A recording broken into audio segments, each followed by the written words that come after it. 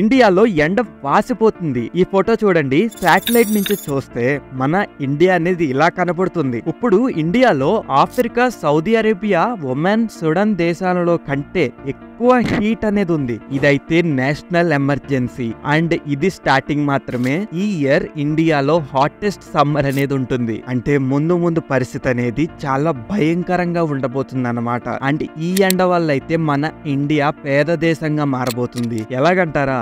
ఎలాగంటే ఇండియాలో 75% పాపులేషన్ అంటే ప్రతి నలుగురులో ఒకళ్ళు అయితే ఫిజికల్ లేబర్ రిలేటెడ్ వర్క్ అనేది చేస్తున్నారు. ఎగ్జాంపుల్ గా మీకు చెప్పాలంటే ఫార్మర్స్, తోపుడు బండి నడిపే వాళ్ళు, కన్స్ట్రక్షన్ వర్కర్స్, ఆ రోడ్డు మీద ఏదైనా చిన్న బిజినెస్ చేసే వాళ్ళు ఇలాంటివి చేస్తూ ఉంటారు. వాళ్ళు ఈ వర్క్ చేసేటప్పుడు ఎప్పుడు కూడా మధ్యాహ్నం అని కూడా చూడకుండా ఎండలో వర్క్ చేస్తారు. సో ఫుల్ హీట్ లో అన్నమాట. అండ్ అన్ఆర్గనైజ్డ్ సెక్టార్ లో 75% ఇండియన్స్ వర్క్ చేస్తున్నారు. అంటే దాదాపు మన జీడిపిలో 1/3 కాంట్రిబ్యూట్ చేస్తున్నారు. ఈ వేడి వల్ల వాళ్ళ ప్రొడక్టివిటీ అనేది 5 నుంచి 10% తగ్గుతుంది. ఎలాగంటే వర్కర్స్ కి డిహైడ్రేషన్ అవ్వడం, లేకపోతే హెల్త్ ప్రాబ్లమ్స్ రావడం, హీట్ వేవ్ రిలేటెడ్ గా. ఈ ఎండ వల్ల ఇండియా పని చేయలేకపోతుంది. అయితే 2030కి ఈ ప్రొడక్టివిటీ తగ్గడం వల్ల మన జీడిపిలో 2.5 to 4.5% అనేది ఇంపాక్ట్ అవుతుంది.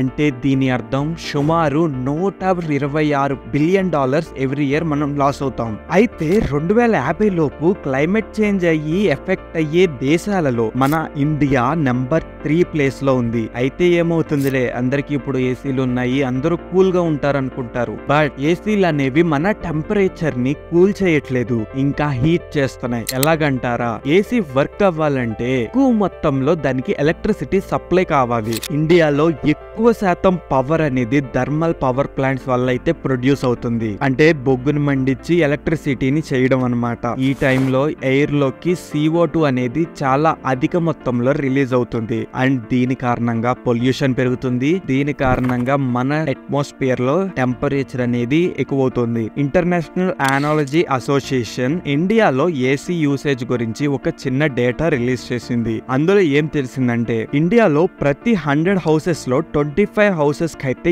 ఏసీ యూజ్ చేస్తున్నారు. అండ్ USA లో 100 హౌసెస్ లో 85 హౌసెస్ లో ఏసీని యూజ్ చేస్తున్నారు. అండ్ చైనాలో చూస్తే ఆల్మోస్ట్ అన్ని కొంపల్లో ఏసీలు అయితే యూజ్ చేస్తున్నారు. 2030కి ఈ ఏసీ యూసేజ్ అనేది 9 టైమ్స్ అయితే పెరుగుతుంది. అయితే 2050కి ఇండియాలో ఏసీ వల్ల యూజ్ అయ్యే కరెంట్ తో మనం మొత్తం ఆఫ్రికా ఖండానికి అయితే కరెంట్ ఇవ్వచ్చు. ఏసీ యూజ్ చేయడం షార్ట్ టర్మ్ లో ఒక సొల్యూషన్ లా కనపడుతుంది, కానీ లాంగ్ టర్మ్ లో అది చాలా కాస్ట్లీ అండ్ చాలా ఎక్స్పెన్సివ్ అవ్వబోతుంది. ఫస్ట్ లో చెప్పినట్టు ఈ మ్యాప్ టెంపరేచర్ ని చూపిస్తుంది.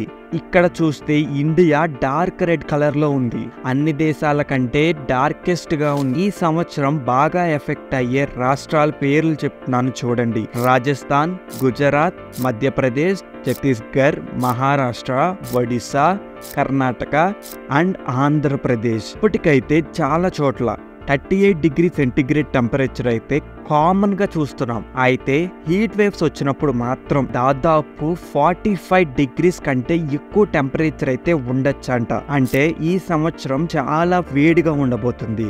ఈ సంవత్సరం అయితే గతంలో ఎన్నడూ లేని విధంగా అయితే టెంపరేచర్ ఉండి గతంలో ఉన్న రికార్డులన్నిటిని బద్దలు కొట్టబోతుందంట.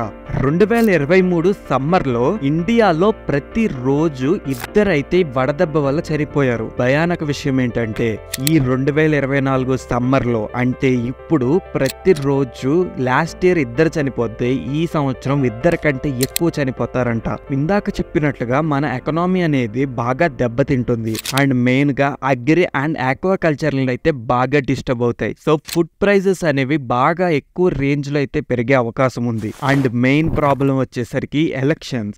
చాలా మంది ఎవరైతే పొలిటికల్ పార్టీస్ తో ర్యాలీల్లో పార్టిసిపేట్ చేస్తారో వాళ్ళు ఎండలో కూడా తిరగాల్సి వస్తుంది. అండ్ చాలా మంది ఓటింగ్ చేసే టైంలో కూడా చాలా మందికి వడదెబ్బ తగిలే అవకాశం అయితే ఉంది. సో ఈ సంవత్సరం ఎలక్షన్స్ అయితే కొద్దిగా డేంజరస్ గా మారే అవకాశం కూడా ఉంది. సో ఈ టైంలో మనం చేయాల్సింది ఏంటంటే స్పైసీ అండ్ సాల్టీ ఫుడ్ ని అండ్ పులుపుగా ఉండే ఫుడ్ ని ఎంత తక్కువ తీసుకుంటే అంత మంచిది. లేకపోతే అవాయిడ్ చేసేయడం కూడా చాలా మట్టికి బెటర్. ఎందుకంటే అవి మన బాడీలో టెంపరేచర్ ని రేస్ చేస్తాయి, అంటే హీట్ ని పెంచుతాయి. సో దానికి మనం బయటకు వెళ్ళినప్పుడు బాగా ఎఫెక్ట్ అవుతాము. ఎప్పుడైతే అయితే మనకి వడదెబ్బ తగులుతుందో. సో ఈ వీడియో మీకు నచ్చింది అనుకుంటున్నాను. ఈ వీడియోలో ఉన్న కంటెంట్ మీకు నచ్చింది అనుకుంటున్నాను. మన ఛానల్ సబ్స్క్రైబ్ చేసుకోండి. ఈ వీడియోని అయితే లైక్ చేయండి. సో మళ్ళీ వచ్చే మంచి ఇన్ఫర్మేటివ్ వీడియోతో కలుద్దాం. బాయ్.